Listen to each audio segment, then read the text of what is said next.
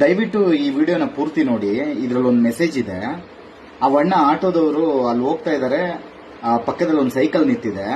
ಅವರು ಅಲ್ಲಿಂದ ಇಳಿದು ಬಂದು ಆ ಸೈಕಲ್ನ ಪಕ್ಕಕ್ಕೆ ಇಟ್ಟು ಮುಂದಕ್ಕೆ ಹೋಗ್ಬೋದಾಗಿತ್ತು. ಆದ್ರೆ ಅವಣ್ಣ ಒಳಗಡೆನೆ ಕುತ್ಕೊಂಡು ತಳ್ಬಿಟ್ರು. ಅಂದ್ರೆ ಇನ್ನೊಬ್ರದ್ದು ಯಾರ್ದೋ ಹೋದ್ರೂ ಹೋಗ್ಲಿ ಅನ್ನೋ ತರ ಅದನ್ನ ಎತ್ತಿ ಬಿಸಾಕ್ಬಿಟ್ಟು ಅವ್ರು ಮತ್ತೆ ಮುಂದೆ ಹೋಗೋದ್ರು. ಅದು ಅವ್ರ ಆಟೋ ವೀಲ್ ಒಳಗೆ ಸಿಗಾಕೊಂಡಾದ್ಮೇಲೆ ಬಂದು ಅದನ್ನ ಮತ್ತೆ ಎತ್ತಿ ಸೈಡ್ಗೆ ಬಿಸಾಕಿದ್ರು. ಅಂದ್ರೆ ಇನ್ನೊಬ್ರು ವಸ್ತುನ ಹಾಳು ಮಾಡ್ತಿದ್ದಾರೆ. ಕರ್ಮ ನೋಡ್ರಿ ಹೆಂಗ್ ವರ್ಕ್ ಆಗತ್ತೆ.